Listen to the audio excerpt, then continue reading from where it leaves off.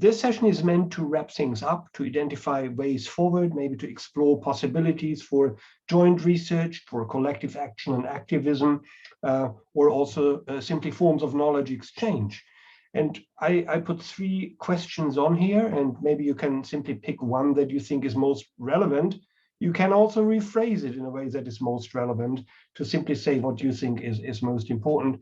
So question 1 is, what are possible ways forward to address some of the challenges that this workshop has brought to light, ethical and governance challenges of AI, and also which needs and which possibilities for research and collective action and activism have emerged? Are there ideas for specific projects, collaboration, or joint action? And final question, maybe the most important one, how can and should civil societal and also research or other organizations work together across countries and global regions and support each other? Any contribution to this or similar? Welcome.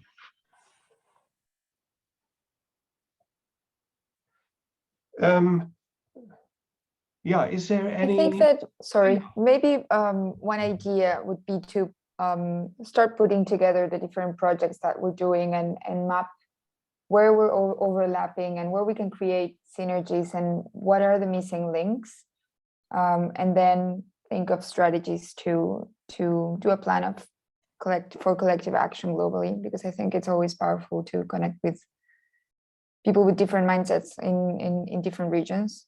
Yeah, just an idea of next steps for example, this activity. And thank you so much for organizing. Yeah, certainly second that. I think the last session have provided many opportunities for collaboration, and from listening to the regional or pictures or the presenters have drawn about the regional issues regarding AI, I think there is certainly a platform here to connect all of those dots. So how do we do that, Akim?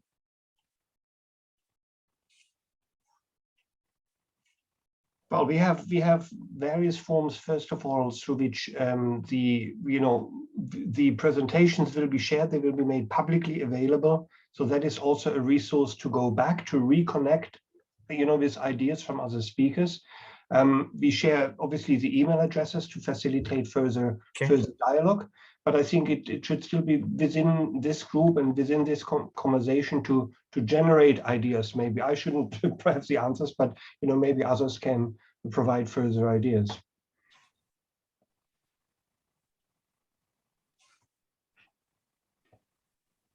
Maybe I can jump in. I guess we have been developing several efforts to offer some forms of recommendations and tools and mechanisms that can be of use for people that are taking decisions on the use or the development of such systems. I was particularly very interested in knowing more about the UNESCO processes of developing a readiness assessment tool. I'm not sure if that's an open process, it's something we can collaborate together, but I guess that's also a place in which we could converge some of the concerns and the issues that were discussed today, because I guess that's key. One of the things that for me at least becomes evident from the workshop today is that we have some regional particularities that are particular to each of the regions, and that's the richness of having this type of debate. We cannot adopt a single perspective on how to address this, but to really understand what is the context, what is the preparedness of each country, of each region, to develop some of the policy recommendations, including that are being discussed or that are being fostered by international organizations. I guess that's something that would be interesting. And I don't know if you have like some regionalization or translation of this tool, or if you have regional leaders to deal with that. So I guess that's also some specific topic it would be interesting to continue to dialogue on. This is really something that is a really important and good point. And I think we have to get back in contact. and you can do this, of course, yourself, is Emma, because she sits also on the implementation committee for UNESCO for this recommendation, because the actualization of this and operationalization in different countries is something that is only gradually emerging. I imagine there will be forms of consultation, so maybe there's a possibility to get involved in some sorts, and we will also do this inquiry. If we learn something, we will also share this information. And let me just point out, Lawrence has just dropped an important question in the chat. Okay, Yes. That is good you say that. So is Lawrence here? Can he read the question to us?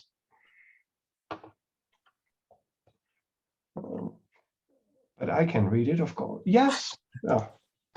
Hi, sorry, I've been kind of dropping in and out, so that's why I've not said anything. But it was more that in terms of what people have been saying about the kind of variations that are seen across the different cultures and countries of the world, is there some place for something like an international standard around AI development and use that integrates this kind of ethical perspective that needs to be kind of looked at, and to have all these different types of inputs to be able to create it? Do we need something as formal as that, do you think?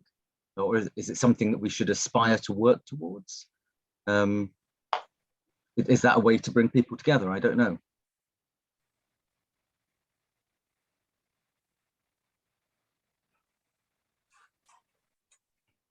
I think I would agree with the notion that it's certainly a way to bring people together. But I think the dynamics and the way we go about doing this, of bringing people together, might necessarily incur some bit of conflict as well about the interpretations of ethics. So what we've had here is a presentation of regional issues regarding ethics, and how do we bring that all together to an international standard would present some problems. But it is certainly a way of getting people to work together and to talk. And as many of the presenters have been calling for, is an open forum, or to foster discussion and collaboration.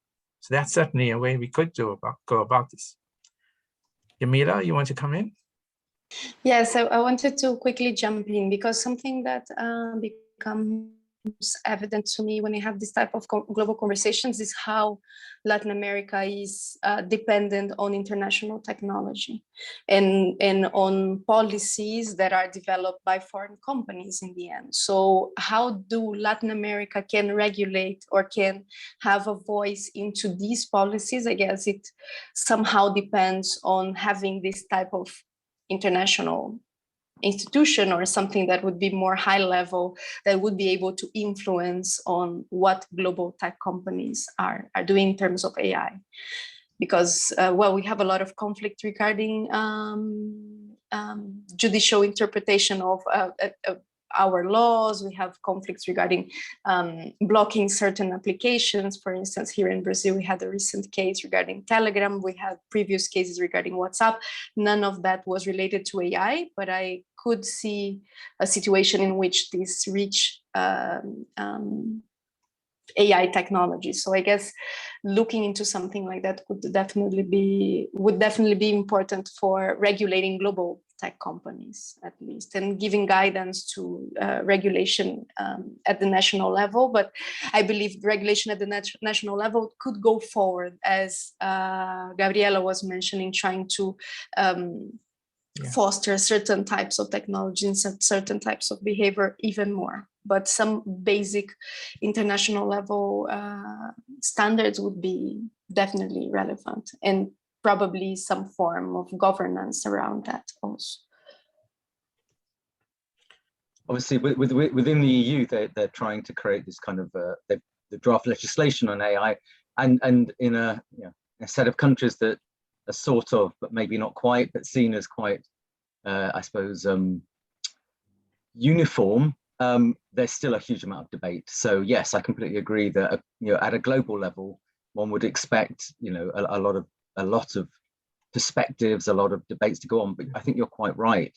Is it a good way to try and influence these incredibly high-profile and influential if only because they've got huge amounts of money, you know, they have a lot of financial clout. Is it a way to influence them, or are there other ways? I mean, obviously, things would still happen at a national level, but is there something that could happen internationally that could have a positive effect?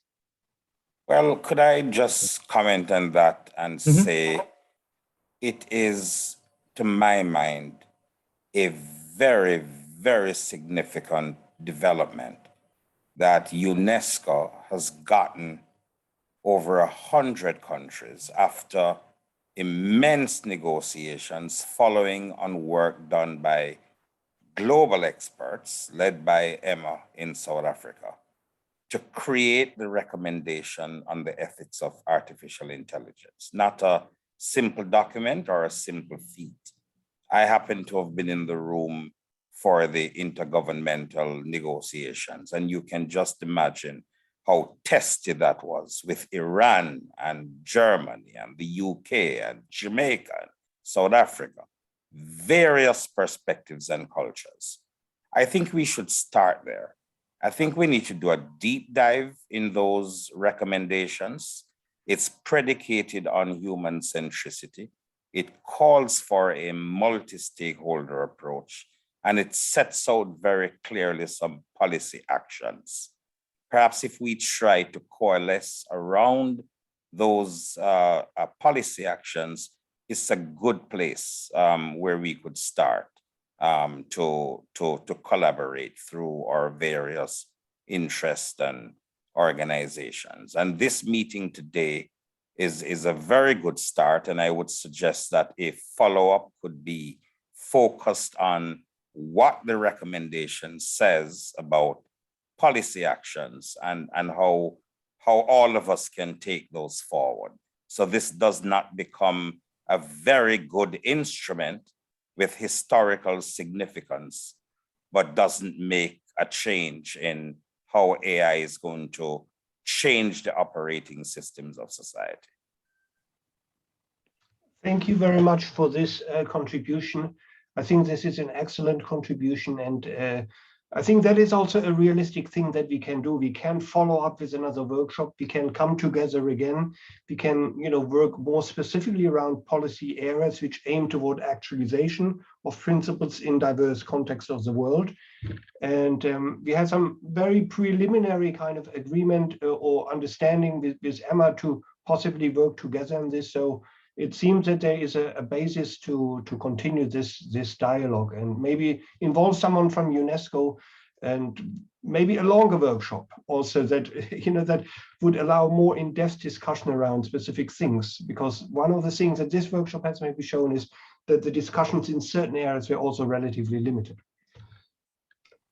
Having said this, I think we come to an end of the time, and I would like to very warmly thank you all for your contributions, for your tremendously valuable contributions, for your interest in this workshop on topic, and for the audience as a whole, for everyone from different parts of the world to join in and contribute vitally to these discussions. Thank you again warmly for staying with us until to the end. I hope it was somehow useful, and looking forward to see you again in due time. Thank you, Akim. Thank you, everyone, as well. Thank you. Have a lovely end of the day or evening, afternoon. Ciao.